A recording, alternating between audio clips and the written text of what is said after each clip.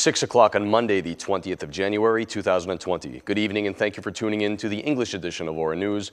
My name is Christopher, bringing you the only update of the local Albanian news, translated into English. EU Ambassador Luigi Soreka says Albania must do everything by spring at the next summit in Zagreb to open negotiations. During the ceremony for Croatia's presidency, the European diplomat appealed to the political class that a constructive dialogue and a willingness to come together for the good and interest of all Albanians is needed.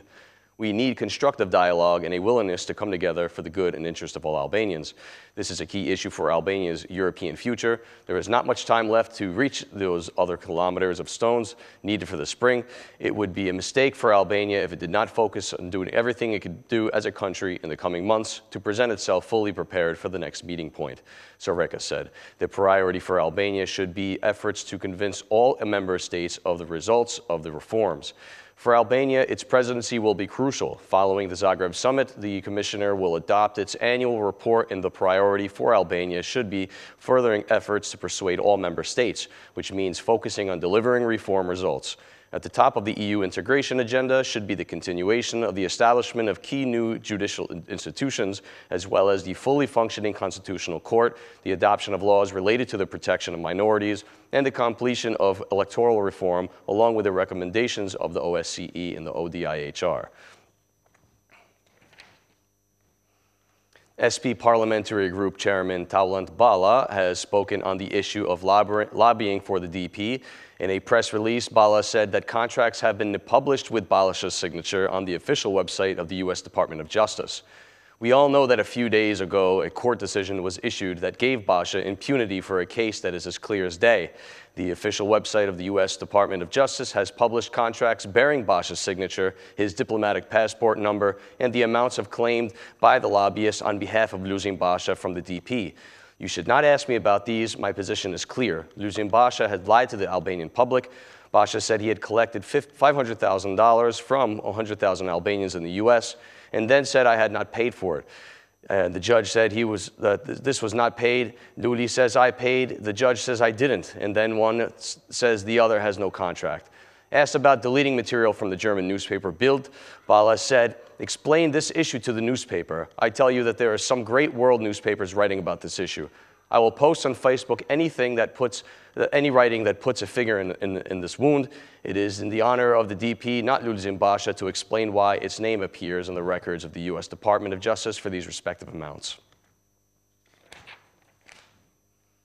Prime Minister Edi Rama, in his capacity as the head of the OSCE presidency, also expressed his readiness to resolve the crisis in Ukraine and the surrounding areas. During a joint conference with the Minister of Foreign Affairs, Vadim Pristayko, Rama said that steps should be taken by Albania's rotating OSCE presidency to facilitate the lives of the population on both sides of the border.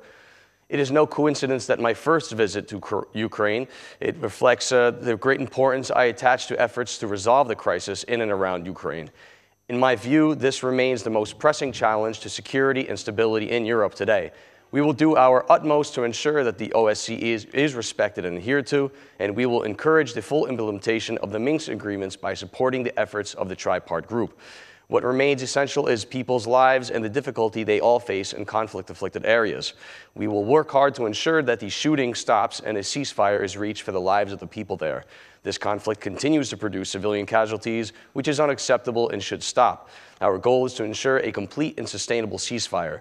The resumption of high-level dialogue and the results of the Normandy summit are the right steps in the right direction. However, much remains to be done. We share the belief that the contribution made by dedicated women and men of the OSCE mission is unique and essential to reducing tensions. It is necessary to strengthen this with a more solid budget. The idiotic test proposed by Interior Minister Sandar Leshaj is seen as a positive initiative by road and mental health experts. Psychologists say that this number of those suffering from mental disorders is on the rise, while road experts say implementing this initiative could reduce the number of accidents. Drivers who are considered repeat offenders in violation of traffic rules may also be subject to this idiot test. The initiative proposed by the Interior Minister Sandar Leshaj in the context of measures to increase road safety for this year have been described as positive by experts, appalled by the high number of road fatalities. It will definitely bring down the number of accidents because normalizing people and avoiding those who are sick or have a concussion will bring only normal people back on the road. Even infrastructure has its drawbacks to look at, Gazim Hoja said. Those suffering from depressive or mental illnesses, according to psychologist Entela Benyaku, are on the rise, and the idiotic test, she says, should be implemented immediately. Entela Benyaku, in our daily life, cases of depression disorders and obsessive compulsion are not absent. I do not believe that drivers are out of these disorders. Some of the expert proposals, including the German model, consist of mental control of drivers in the event of repetitions of traffic offenses or accidents. When a citizen fails to understand the mistakes he has made, when the citizen enters to get a driving license from the commission, the first time he does not receive it, the second time he does not receive it, and the third time he is told to take this idiot test. The idiot test model is appealed in several European Union countries and contains 50 questions that show drivers' mental health. If the test is not passed, then the driving license is revoked indefinitely. And finally, the leader of the Vetëvendosje movement, Albin Kurti, has announced that even after submitting the nomination for prime minister, no agreement has been reached with the democratic lead of Kosovo. Kurti, through a video posted on Facebook, has announced that they are ready for the new meetings with the DLK in order to find alternatives to reach a co-government agreement. We wanted to send the proposal of the Vetëvendosje movement as a winner in the October 6th election to the president after an agreement with the LDK has been made. At the Constituent meeting on December 26th, I went without an agreement, even to the president on January 6th without prior agreement. 2 weeks after the forum meeting took place, we still have no agreement on the government. We have not accepted the DLK proposal, but have shown ourselves ready for further meetings with a view to find alternatives that would be acceptable to both parties.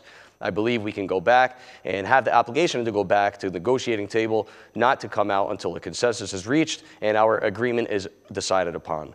Kurti realized that the Speaker of the Assembly would not give the request of the DLK. We started by liberating the leadership of the Assembly from capture.